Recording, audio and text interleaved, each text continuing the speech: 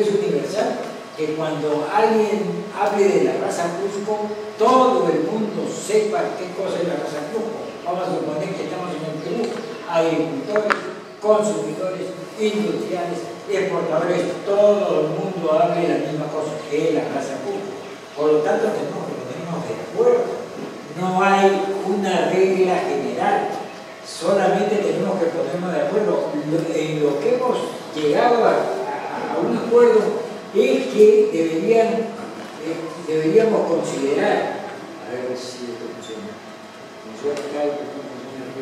deberíamos considerar criterios morfológicos, ecológicos y culturales para definir la raza. Por eso que hay muchas variedades nativas que de repente no llegan a una categoría de la raza. Bueno, pasamos entonces. Bien, entonces el concepto racial. Primero hablemos un poco de concepto de poblaciones, para ver. Las razas son grupos de poblaciones similares en morfología, adaptación, usos y costumbres. Entonces esto es la morfología, la adaptación en la parte ecológica, usos y costumbres en la parte cultural. La clasificación racial es cerrada. Esto es muy importante. ¿Cerrada qué significa? Si nosotros llegamos acá a hacer 46 razas, esas son las razas que nos van a servir para monitorear la diversidad de maíz en el Perú. Y si conservamos esas 46 razas, estamos conservando la diversidad de maíz en el Perú. Y a cualquier persona nosotros podemos convencerla de que la diversidad está conservada. ¿Por qué? Porque una por una estamos viendo esas 46. Si tuviésemos que ver las 3.000 o 4.000 variedades nativas, nos perdemos y no hacemos nada.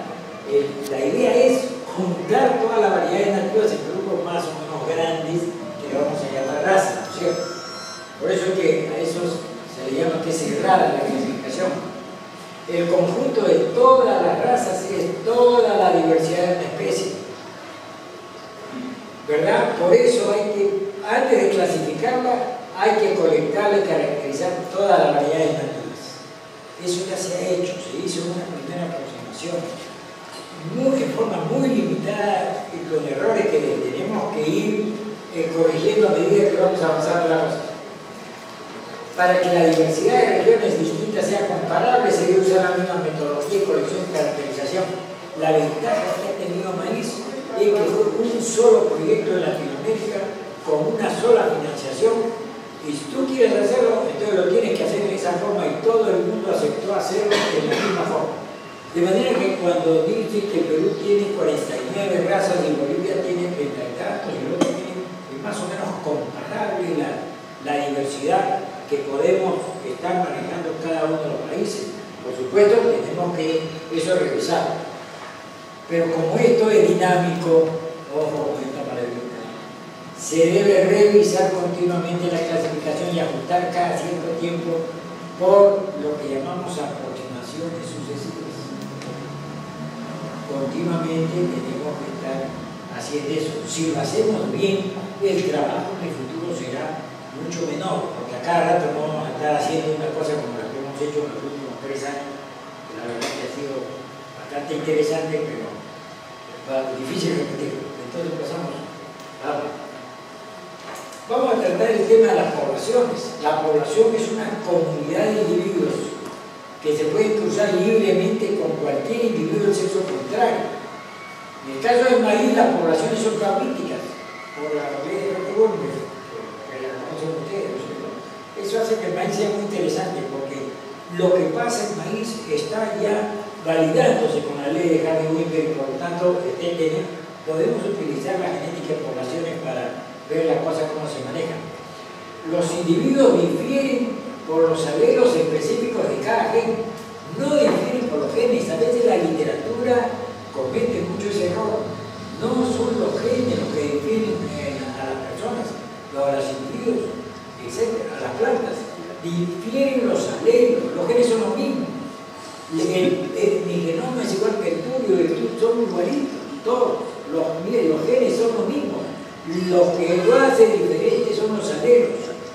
Entonces, ¿qué concreta voy a después esto? Pero comparen ustedes el maíz con con el espárrago. El espárrago, casi todo el espárrago que en el Perú ahora es una híbrido que vino a la Universidad de California, se llama UC, tanto que todo el mundo siembra ese espárrago. ¿Cuántos saber que es una planta de diploide también? Como igual que el maíz. ¿Cuántos aleros tiene el espárrago para ver, por ejemplo, el color de la planta? ¿Cuántos aleros tiene? Yo estoy casi seguro que no tiene más que 2. Por donde vayas, hay miles de hectáreas sembradas de espárrago, yo estoy casi seguro que no tiene más que 2. Porque una planta introducida no tiene más que 2. ¿Cuántos aleros para el color de la planta tiene el maíz? Yo no te puedo decir exactamente, pero es un montón de aleros. O sea, lo que tienen las plantas que se han originado acá es lo que se llama riqueza alélica. Y esa riqueza alélica es un potencial tremendo, porque tú puedes por lo pronto hacer selección de eso, por lo otro no puedes hacer ninguna selección. Cuando las plantas tienen riqueza alélica, la selección es muy efectiva, ¿verdad? Entonces, realmente, bueno, dice, ya déjame esto del pueblo, pásalo, porque esto lo voy a tratar bien. Bien, entonces, los caracteres diferenciales para hacer la caracterización deben tener alta heredabilidad. Eso es un decir, porque no es tan fácil que todos los caracteres tengan alta heredabilidad.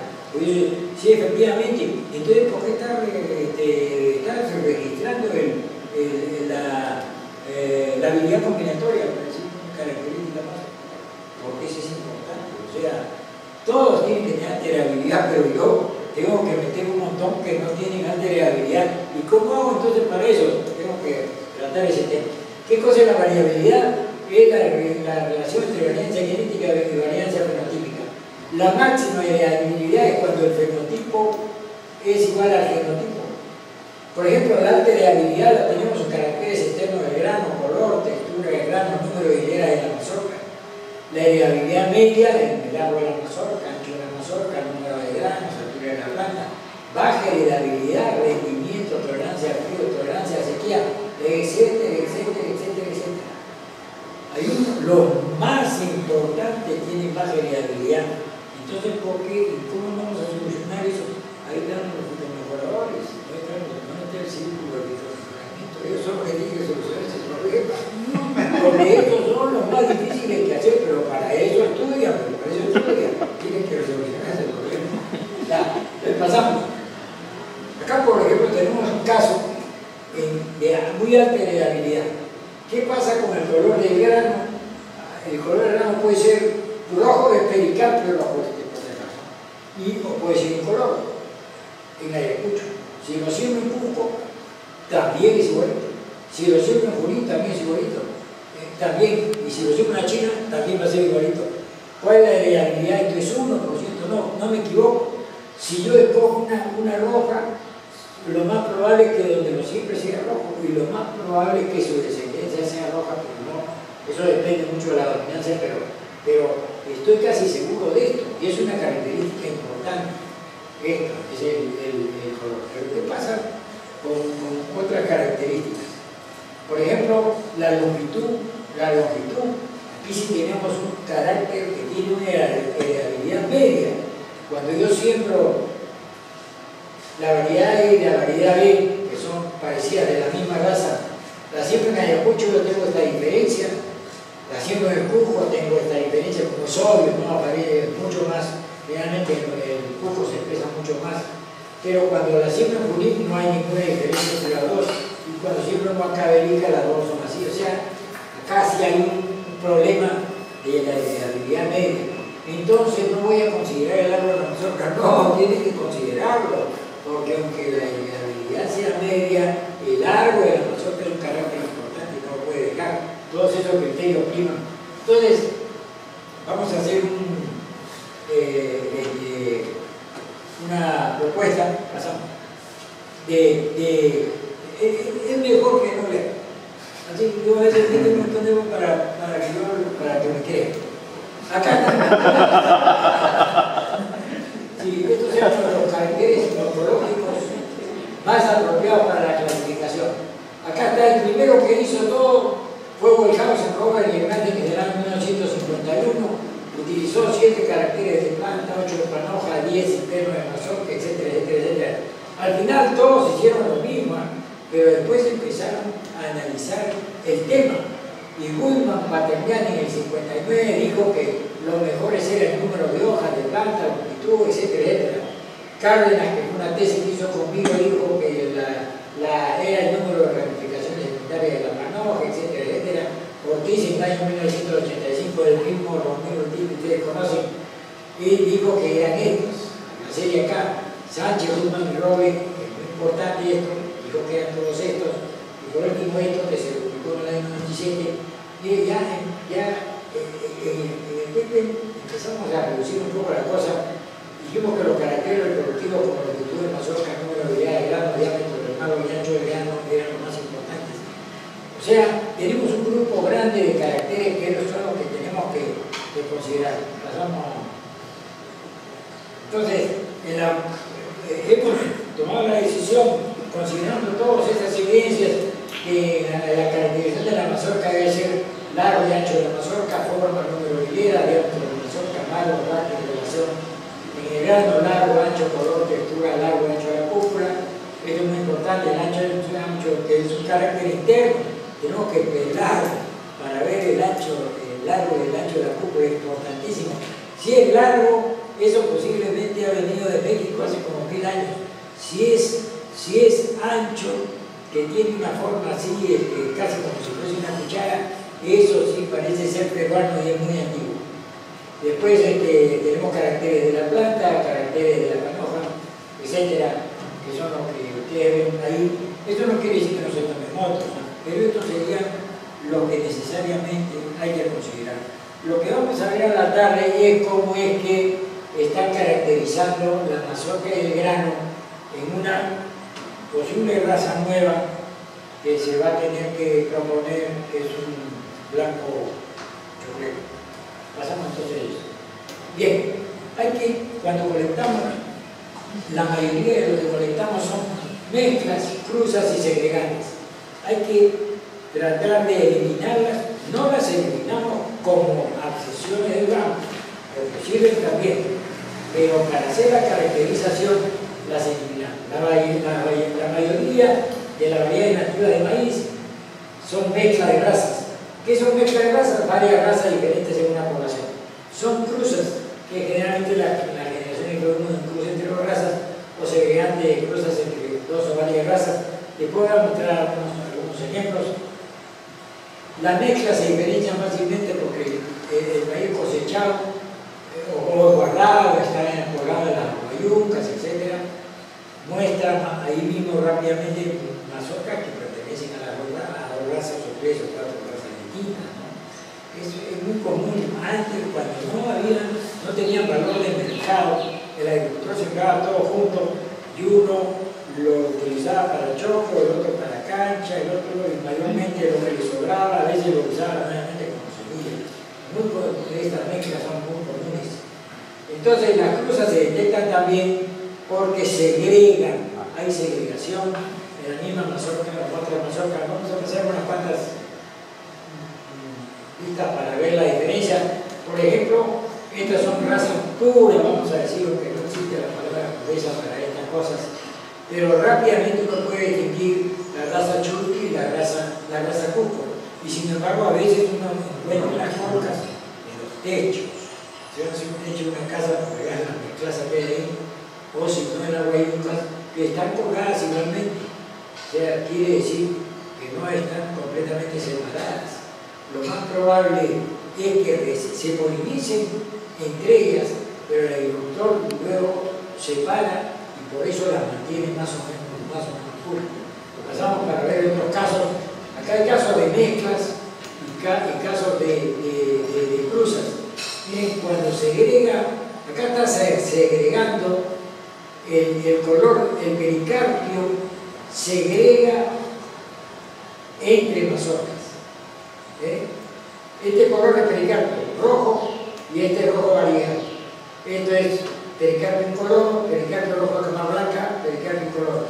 Este es el color de endospermo, que lo hace distinto. Aquí está segregado, puede ser que haya sido un cruce anterior, pero lo más lógico es que la frecuencia del gen de coloración en esta población es relativamente alta. Aquí está segregando también el pericarpio, pero también segrega la alegrona. Aquí está segregando lo que sea, la alegrona segrega dentro de la mazorca. Aquí la alegrona está segregando dentro de la mazorca. Aquí es el mismo caso de arriba, pero se ve más claramente, ¿cierto? Todo es igual excepto esta dos. Aquí se ve un caso de mezcla, porque acá hay varias razas. Acá hay varias razas, inclusive mezclas y todo lo demás. Lo mismo que arriba, por ejemplo, acá hay un chupi, acá hay un morocho, acá hay uno que podría ser una cruza anterior, etc. Todos estos son casos en los que ustedes ven diferentes niveles de mezclas y de cruzas. Eso tiene que ser considerado para no ser caracterizados. Pasamos rápidamente a ver. Esto es el caso del espárrago que ya le dije, así que ya creo que ya no hay mucho más que hablar, podemos pasar. Entonces, pasamos a ver. La frecuencia de genes es lo que diferencia las razas. La raza diferencia la frecuencia de genes. Todas las razas tienen los mismos genes, el número alelo de un individuo, el número de genes es igual, fue lo que ya le dije al comienzo. Lo que hace la diferencia es el número de alelos específicos que heredan. Los individuos que pertenecen a una misma raza tienden a tener la misma frecuencia de los alelos de los caracteres distintivos. Pasamos a ver para ver el ejemplo. Aquí tienen el color de pericarpio en diferentes razas. O sea, estos son razas distintas. A veces me dicen, oye, pero parecen todas iguales. No, porque difieren en la frecuencia de los alelos. Este alelo, el loco 26, cromosoma 1, es básicamente, este es el alelo PWW, que quiere decir que es incoloro el pericarpio y incolora la tusa. X quiere decir que más o menos una frecuencia de 10%, es en el caso de la cachina. Pero el ancasino tiene otros alelos, por ejemplo este que es rojo en el pericarpio y rojo. Esta es la frecuencia de eso,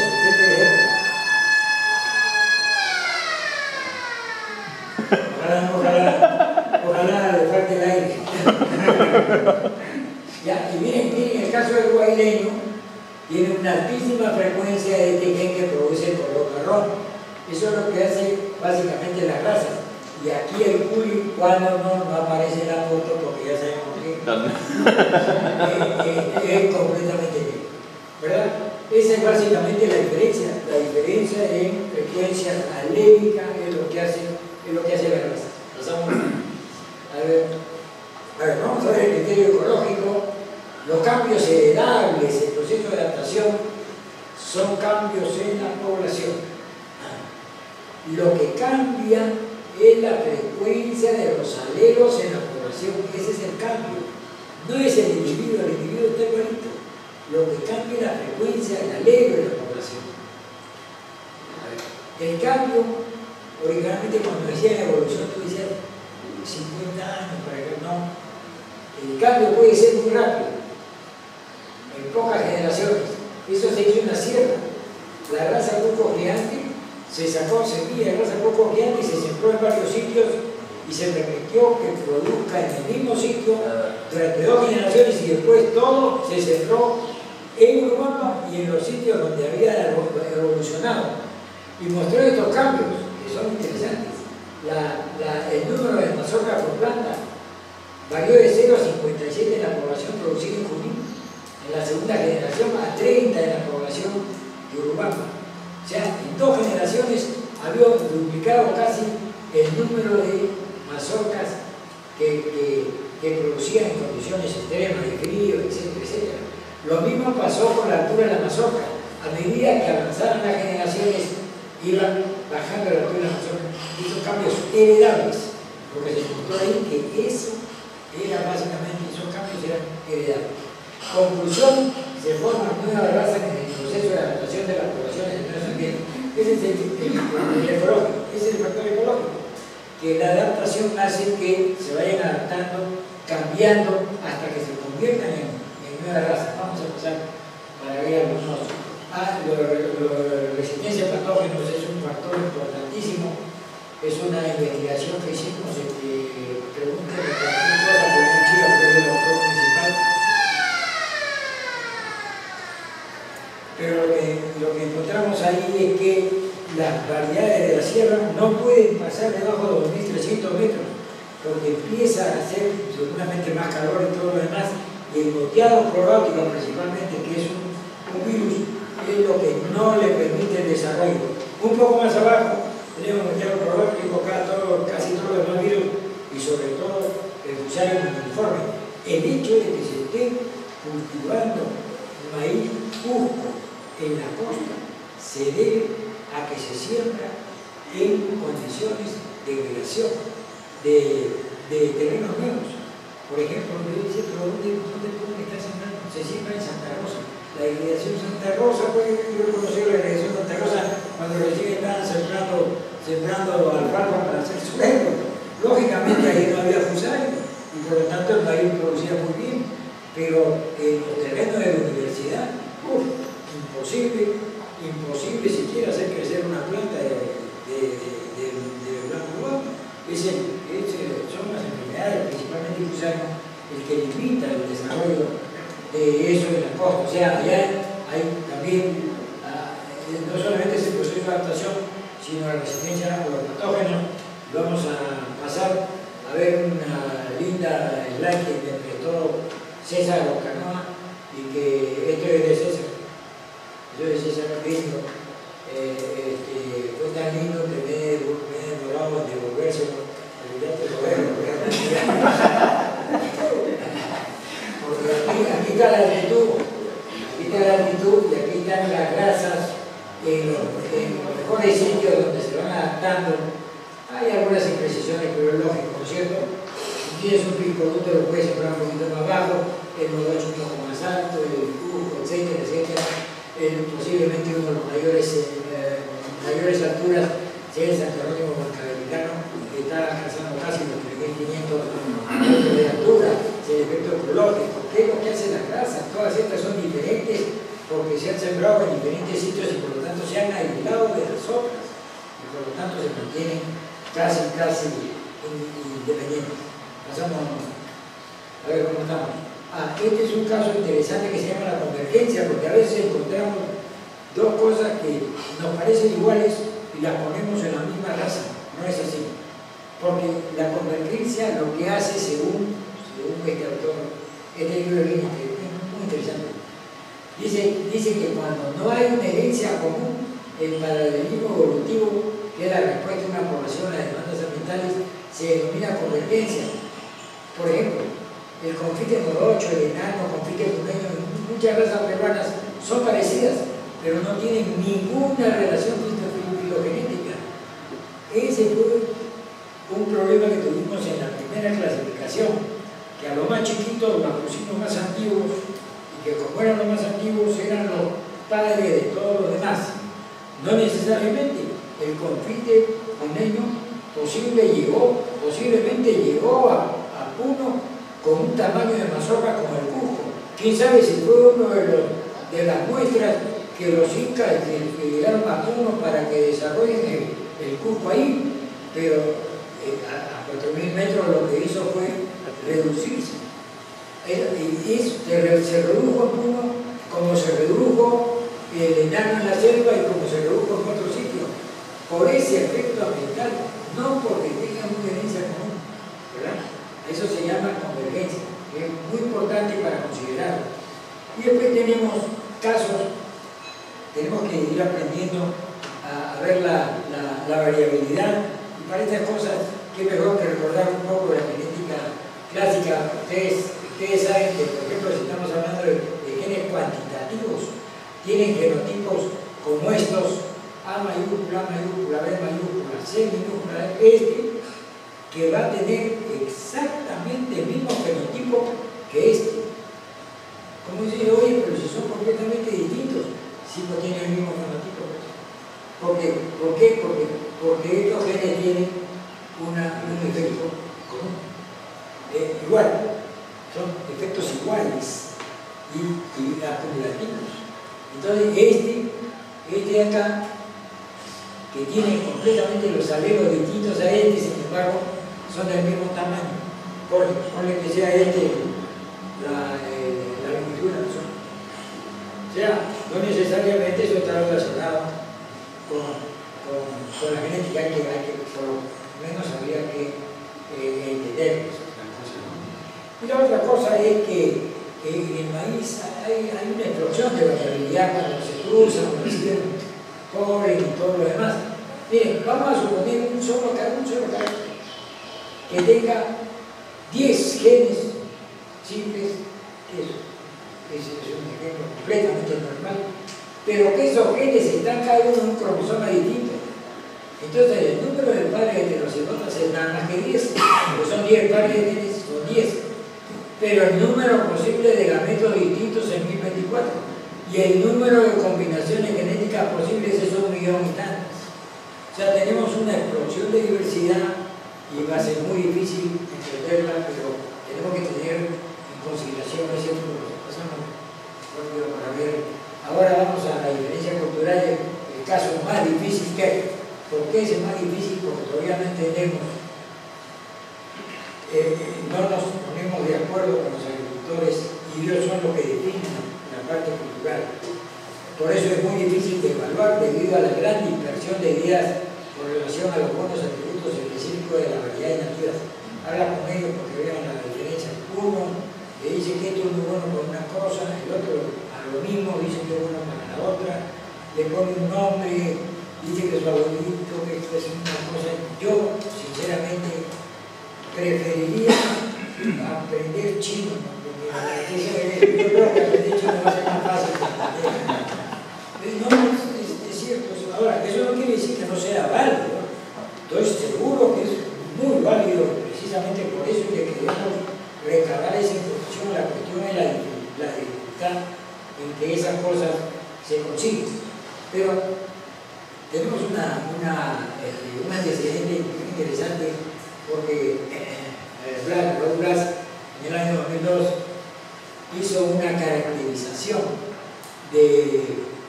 fue a propósito del simposio sobre el comportamiento genético de plantas en el Perú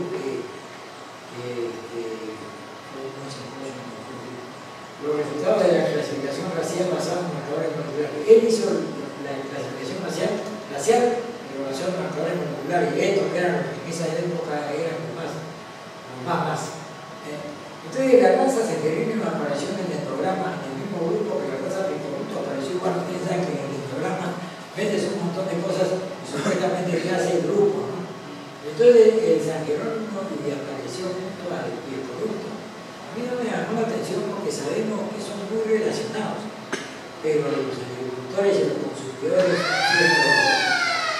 no les puede decir que son iguales, ni hablar que son iguales, porque uno se consume como choco, el otro se consume como cancha, etcétera, más. La cancha del picoruto es conocida que es la mejor cancha del mundo. Entonces, ¿cómo? Hay algo más que no sabemos, que es lo que deberíamos conocer para realmente hacer una mejor clasificación. Los saberes locales o conocimientos tradicionales tenemos que aprender un poco más de ellos, por más difícil que sea el caso. Hay un muy buen avance sobre estos temas en el trabajo que hicieron en el proyecto hay muy buenas cosas sobre eso, pero yo creo que necesitamos conocer un poco más de allá. Entonces, ¿qué valor específico le damos al mismo criterio? Es el San Jerónimo y el picoruto son casas distintas. ¿Por qué son distintas? Porque solamente por un solo gen que es el alelo P que produce el reloj moral. ¿Y por qué son tan iguales y sin embargo tienen usos tan distintos? ¿Qué pasa con la base genética? Todavía la base genética no llega a captar esas diferencias. Mientras no llegue a captar esas diferencias, no quiero ver dendrogramas hechos sin sin haber considerado las otras cosas, porque si no, no lo vamos a poder entender, la verdad. Entonces necesitamos conocer con más profundidad el componente cultural. Esa es una... Pasamos. Yo creo que tengo unas justas. Estas son las nuevas razas que estamos proponiendo: lambayeque, morocho norteño. Esta ya se caracterizó la mazorca, ya está caracterizada, está todo completa. La persona que lo hizo está en Alemania en estos momentos, pero nos ha dejado sus datos, así que podemos verlo más tarde. El morocho norteño también ya lo terminaron. En estos momentos están haciendo chorreros norteños, no sé cómo en qué situación están empezando, ¿no? Ellos nos van a mostrar esto. No, los blancos mancheros, bueno, no sé, ustedes ya lo conocen, pero estos son las posibles razas nuevas que estamos encontrando. Tenemos todavía que pasar por todo un proceso para quitarle una interrogación, pero lo que hay que hacer con esto ahora, aquí se van a hacer la clasificación de la mazorca, porque la mazorca ya está cosechada, así que ya tenemos esa facilidad, y después se tiene que sembrar en algunos sitios, posiblemente en la sierra de Lambayeque o en Cajamarca, para caracterizar la planta y hacer de una vez el expediente técnico para eso. La otra es que todas estas están, posiblemente las eliminemos. El jora, canteño, zarco, ajaleado, pelía, ya fueron consideradas como razas incipientes en la primera clasificación, o imperfectamente definidas o poco frecuentes. Todas estas. Y la verdad que no hemos encontrado mayores evidencias de que siguen siendo algunas razas. En algunos casos son malformaciones de la mazorca. Estoy seguro que no solo son las malformaciones de la mazorca. O sea, en el norte, qué raro que en el norte que seleccionan para mazorcas largas, ahí está todo el rabo de sol en diferentes razas, está la misma malformación en diferentes razas. Y sin embargo,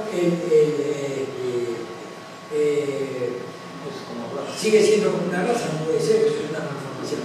Y hay que cambiar el nombre a esto de Amán, y creo que eso es todo. ¿Me parece? Ya, por ahora eso es todo. Yo les agradezco su atención. Creo que estamos en buena, ¿verdad? Nos hemos pasado, falta, Gracias, amigo. Ahí, vamos a aplaudirlo.